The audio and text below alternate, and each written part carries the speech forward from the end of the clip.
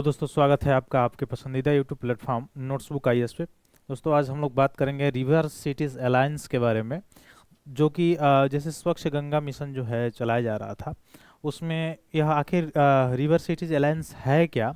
तो मुख्य रूप से जो स्वच्छ गंगा मिशन चलाया जा रहा था गंगा नदी की सफाई के लिए, तो उसमें बहुत सारे जो शहर हैं वो गंगा नदी के किनारे, जैसे कानपुर हो गया, तो ऐसे कुछ ऐसे औद्योगिक शहर हैं जो गंगा नदी के किनारे बसे हुए हैं। तो उसमें जितना भी अपशिष्ट पदार्थ होते हैं नदियों में जो छोड़े जाते हैं, उनको निपटान करने के लिए एक अलायंस बनाया हुआ है जिसका नाम है रिवर सिटीज अलायंस। ठीक है, ये वैसे ही आप देखे होंगे कि नर्मदा नदी के स्वच्छता के लिए चलाया गया था नमामि देवी नर्मदे, इस तरह का कार्यक्रम चलाया गया था। तो जो भारत में नदियां हैं, उन नदियों को स्वच्छ करने के लिए जो प्रोग्राम चलाए गए थे, वह जैसे गंगा रिवर वाला में गंगा नमामि गंगा मिशन जो चलाया गया था, स्वच्छ गंगा मिशन चलाया गया था, ठीक है, इस तरह का। ठीक है, तो आइए चलते हैं, हम लोग देखते हैं रिवर सिटीज अलायंस क्या है, किस तरह से यह काम करता है।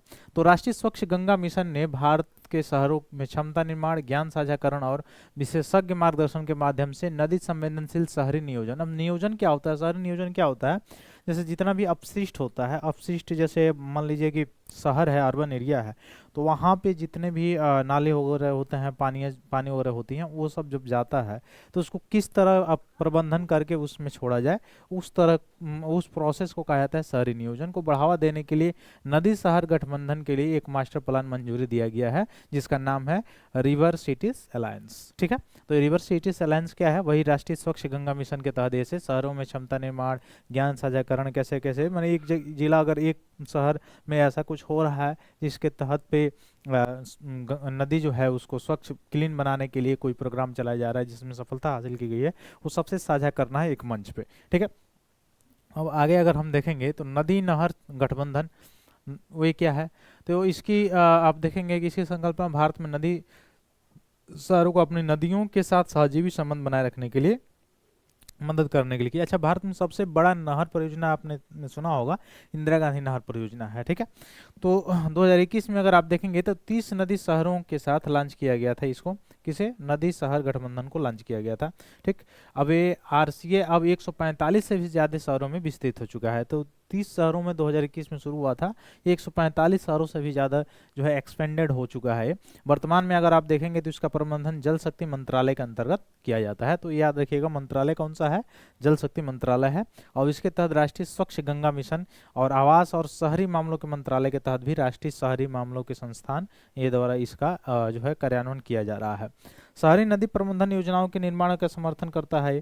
ठीक, तो शहरी नदी प्रबंधन योजनाएं जो है, इसके बारे में अगर हम देखें तो NIUA और NMCG जो है उसके द्वारा 2020 में शुरू किया गया था यह।